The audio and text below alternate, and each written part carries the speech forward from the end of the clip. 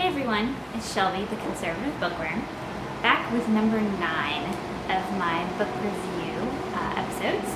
This is the preview for the Fuller video. So this one will be a quick little overview of the next book. The book is called A Stolen Kiss by Kelsey Keating. I'll show you a picture. And again, I read a lot of books on my Kindle, so this is a Kindle book. That's what it looks like. So you can tell by the picture that it is a fantasy-like book. Indeed, it is a fantasy adventure. I would put, it's a young adult book, so 16 to 18 and up. Depending on how conservative you are, you might have you can have younger teenagers read it as well. There is a little bit of romance in it because it is a fairy tale. It is a book about, there's 4 characters.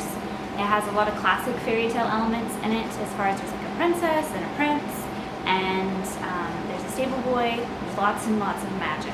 So if you have a problem with magic, then you don't need to read or listen to the next video. There is a little bit of violence. There's a little bit of scary animals. Nothing very graphic or anything. Nothing terribly sad happens. There's 2 deaths, but there's a happy ending. There is a little bit of cursing, a couple of curse words.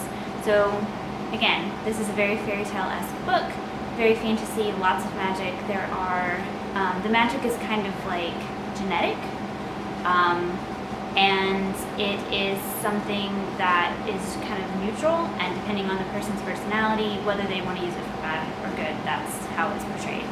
So, if you have a child who likes fantasy/fairy tale kind of books, this might be the one for them. The characters are 2 boys and 2 girls. So, fairy tales tend to be kind of more for girls, I find. I know a lot of people who like Harry Potter and Lord of the Rings, that's for either one. This one felt a little more feminine, but I'll leave that up to the parent, to the reader. But it did feel more like it was for a girl than a boy. I think it's a girl would find it more interesting than a boy.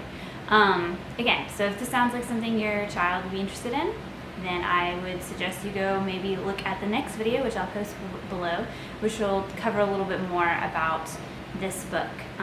So I hope this has been helpful for you, and I'll see you next time or in the next video. Bye.